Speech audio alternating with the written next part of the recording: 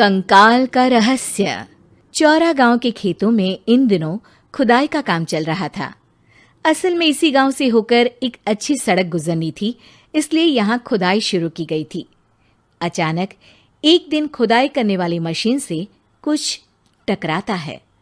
बाद में जब खोजबीन की जाती है तो वहां से 2 कंकाल मिलते हैं। पुलिस गांव के लोगों से पूछताछ शुरू करती है। आप लोगों को क्या लगता है ये किसके कंकाल हो सकते हैं?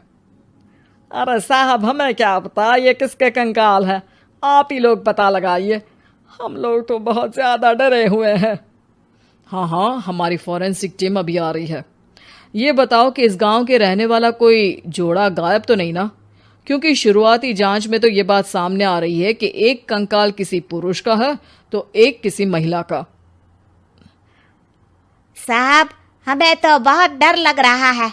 ऐसे कंकाल मिलने का मतलब गांव के आसपास ही किसी की हत्या हुई है या फिर किसी को जलाकर मार डाला गया है। हाँ साहब, हम अपने परिवार को लेकर बहुत ही ज्यादा परेशान हैं।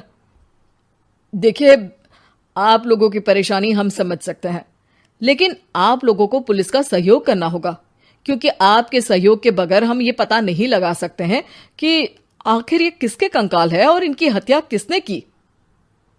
ठीक है साहब, गांव के लोग आपका पूरा सहयोग करेंगे। हाँ साहब, पूरा सहयोग करेंगे। तो फिर ठीक है, हम अपनी जांच शुरू कर देते हैं। कुछ दिन बाद जांच रिपोर्ट आ जाती है।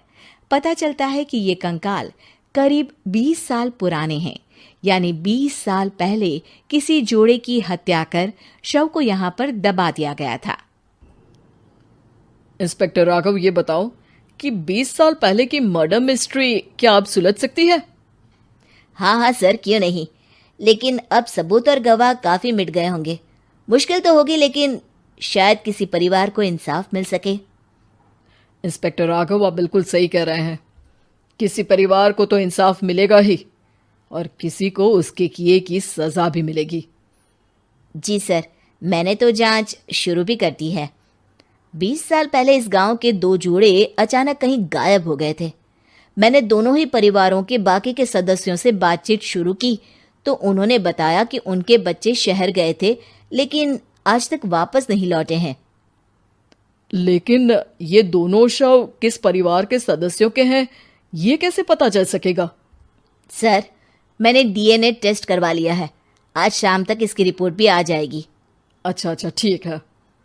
उसी शाम को सर, डीएनए रिपोर्ट के मुताबिक ये दोनों ही लाशें चौरा गांव के रहने वाले प्रधान सुल्तान सिंह के बेटे और बहू की है।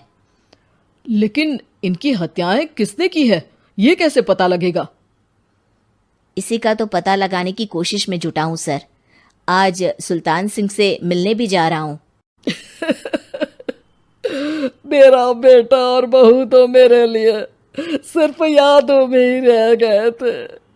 हमें उनकी लाशें तक नहीं मिल सकी थी। आज 20 साल बाद उनके कंकाल मिले हैं। मैं अब किसके लिए जीऊं?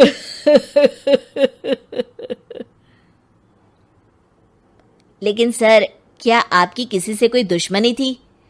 अपने बेटे बहू की हत्या के लिए आप किसे जिम्मेदार मान रहे हैं?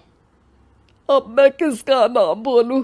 मेरी तो किसी से दुश्मनी नहीं थी, बस मेरे बेटे बहू को कोई वापस ला पाता।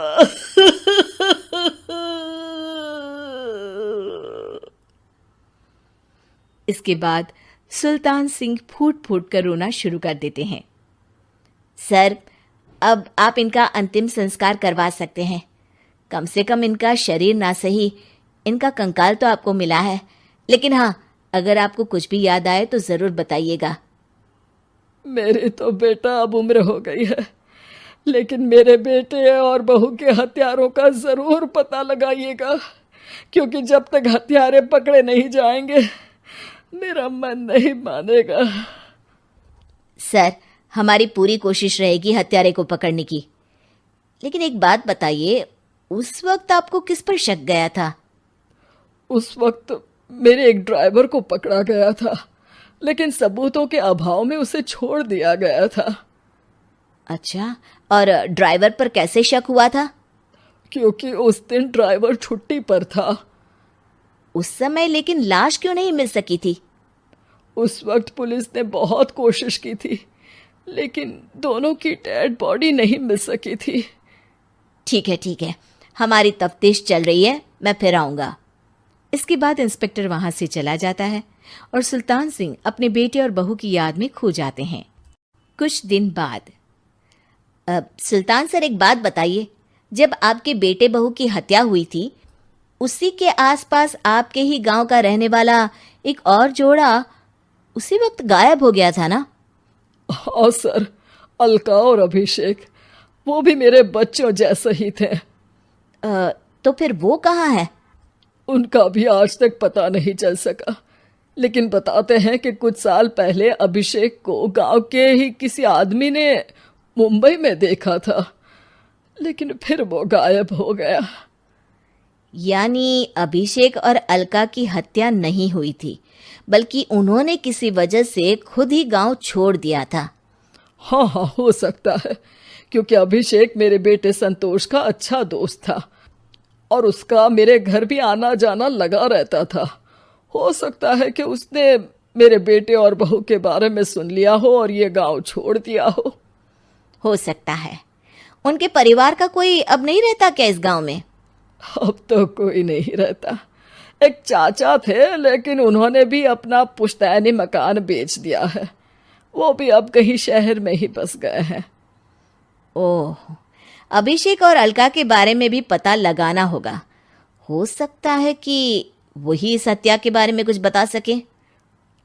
हो तो सकता है, लेकिन वो बेचारे तो खुद ही वक्त के मारे थे, वो क्या बताएंगे। फिर भी सर, जब केस दोबारा खुला है तो जांच तो करनी ही पड़ेगी, और इस बार तो लाशें भी बरामद हुई है। कुछ दिन तक लगातार तफ्तीश चलती रही। एक दिन थाने से सुल्तान सिंह को फोन आता है। हाँ, कौन बोल रहा है?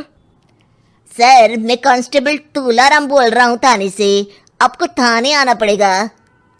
थाने? लेकिन क्यों? सर, किसी की पहचान करवानी है। अच्छा ठीक है, मैं दोपहर तक पहुंचता हूँ। सुल्तान सिंह दोपहर में थाने पहुंचता है। कई पुलिस के अधिकारी वहां मौजूद रहते हैं। सर, आपके बेटे की हत्या का रहस्य आज शायद सुलझ जाए। अच्छा इंस्पेक्टर राघव, पर वो कैसे?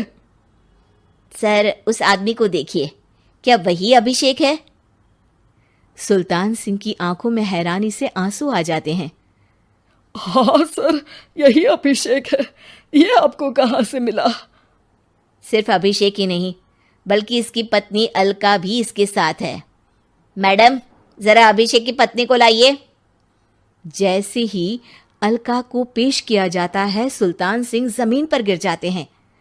सुल्तान सर, क्या हुआ आपको? आप अलका को देखकर गिर क्यों गए? सुल्तान सिंह सर पकड़कर बैठ जाते हैं। ये अलका नहीं, बल्कि ये तो मेरी बहू रितु है। पूरा थाना एक दूसरे का मुंह देखने लगता है। क्या? इसके बाद हर किसी को दो कंकाल और हत्या का रहस्य समझ में आ गया। अभिषेक और रितु ने मिलकर संतोष और अलका की हत्या की थी और लाश को जमीन के नीचे दबा दिया था। आज 20 साल बाद इस हत्या का रहस्य खुल सका था कि अवैध प्रेम संबंध में 2 मासूमों की जान गई थी।